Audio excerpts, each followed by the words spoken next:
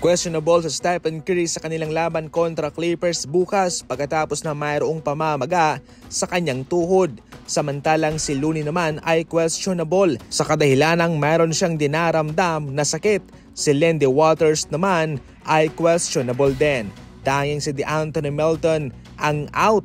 Sa lahat na nakalabel na questionable kay Stephen Curry, Kevon Looney at kay Lindy Waters, mayroon pa ring posibilidad na sila ay makalaro dahil hindi naman sila ni-rolled out ng Golden State Warriors.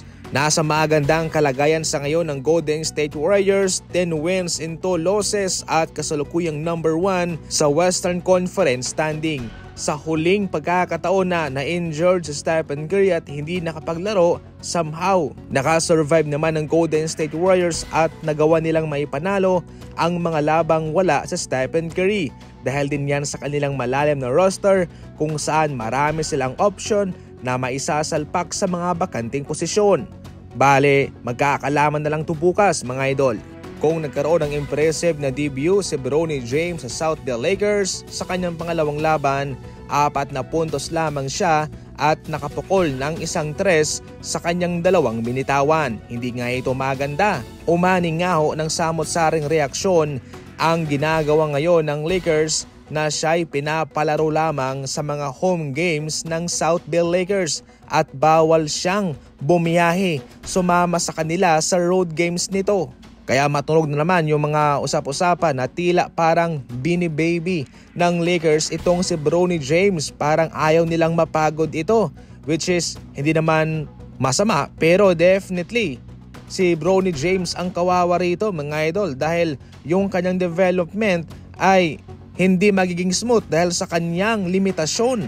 Hindi naman may itatanggi na marami pang dapat na sanayin, trabahuin itong si Bronny James. Kumbaga marami pang bigas ang dapat niyang kainin at kaya so far dapat na huwag siyang limitahan.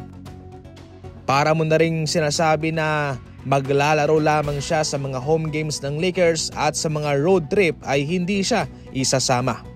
Finally, naungusan na ho ni James Harden si Ray Allen sa pangalawang posisyon sa all-time career 3-pointers made sa NBA. Yung kay Ray Allen 2,973, kay James Harden 2,974. Subalit ang matinding pagsubok rito ay ang record ni Stephen Curry na nasa 3,782 3-pointers na. Grabe yan ho, napakalaki. Sa mga nagdaang araw, tila nagpahiwatig na si James Harden na parang mahihirapan siyang abutin ang mga tres na naipukol ni Stephen Curry kung saan kino-consider niyang araw ang kanyang sariling number 1 na. Subali sa kagalingan ni Stephen Curry kay James Harden mga idol parang hindi na siya nag-i-exist. Naku po, parang sumusuko na si James Harden. Ano ho?